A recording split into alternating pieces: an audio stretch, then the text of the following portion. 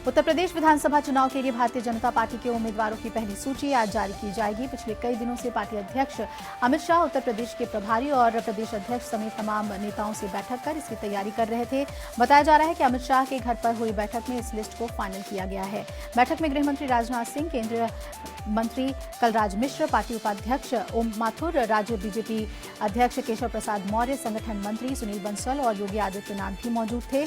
योगी आदित्यनाथ की मौजूदगी इस लिहाज से भी महत्वपूर्ण मानी जा रही है क्योंकि प्रदेश चुनाव समिति में उनका नाम शामिल नहीं किया गया था।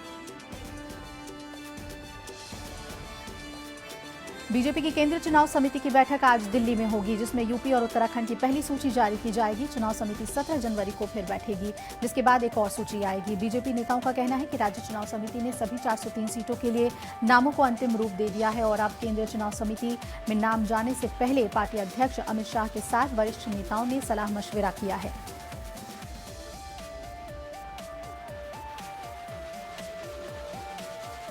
आज बीएसपी अध्यक्ष मायावती का जन्मदिन है। मायावती के 61वें जन्मदिन के मौके पर बीएसपी यूपी विधानसभा चुनाव के लिए नए अंदाज में चुनाव प्रचार की शुरुआत करेगी।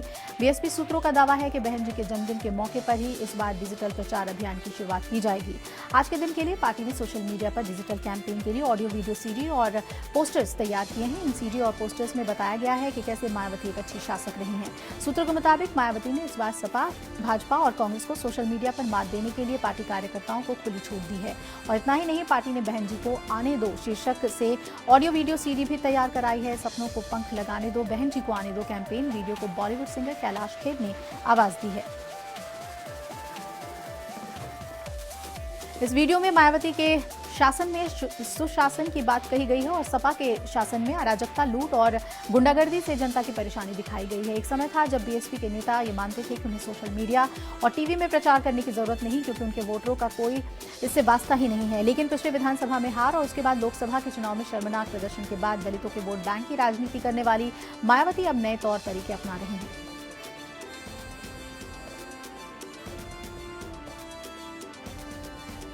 सपा में जारी घमासान के बीच साइकिल किसकी होगी, इस पर फैसला चुनाव आयोग को करना है। लेकिन इस बीच दोनों ही गुट आगे की रणनीति बनाने में जुटे हुए हैं। इस बीच सूत्रों के हवाले से खबर आ रही है कि दोनों ही गुट आगे की रणनीति को बेहतर बनाने में जुट गए हैं। इसके तहत तमाम संभावनाओं का भी ख्याल रखा जा रहा है। अखिलेश और मुलायम सुलह कराने की नाकाम कोशिश में आगे रहे आजम खान को लेकर खबर है कि अलग अलग राहें होने की सूरत में आजम मुलायम खेमे की बागडोर संभाल सकते हैं।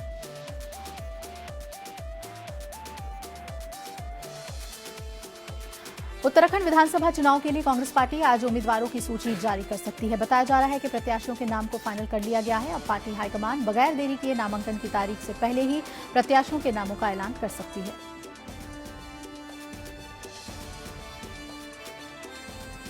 जाहिर है कि राज्य कांग्रेस में टिकटों के लिए मारामारी मची है और तमाम प्रत्याशी अपने लिए लॉबिंग में लगे हैं। ऐसे में नजर अब कांग्रेस की सूची पर है कि पार्टी किसे अपना उम्मीदवार बनाती है।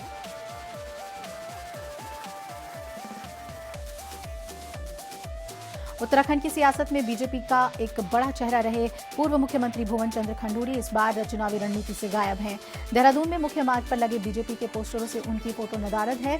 पार्टी ने 2012 के चुनाव में खंडूरी है जरूरी का नारा दिया था, लेकिन बदले वक्त में लगता है कि अब बीजेपी को उनकी इतनी जरूरत नहीं है। इस पूरे प्रकरण पर पार्टी सफाई दे रही है।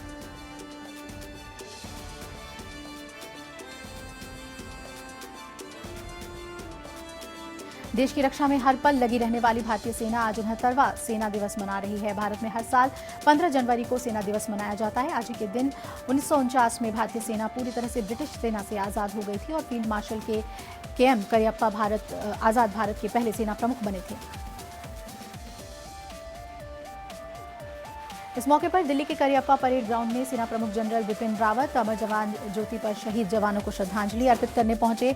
इसके बाद दिल्ली कैंट में परेड की सलामी दी और जवानों की विधवाओं को सेना मेडल और पुरस्कारों से सम्मानित किया।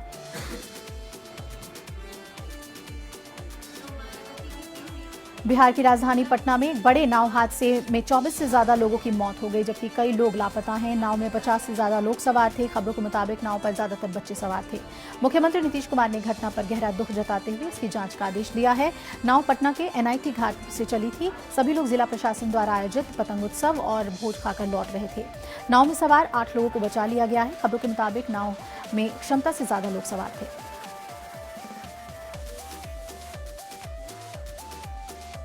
नीतीश सरकार ने नाव हादसे में मृतकों के पीड़ित परिजनों के लिए 4-4 लाख रुपए मुआवजे की घोषणा कर दी है।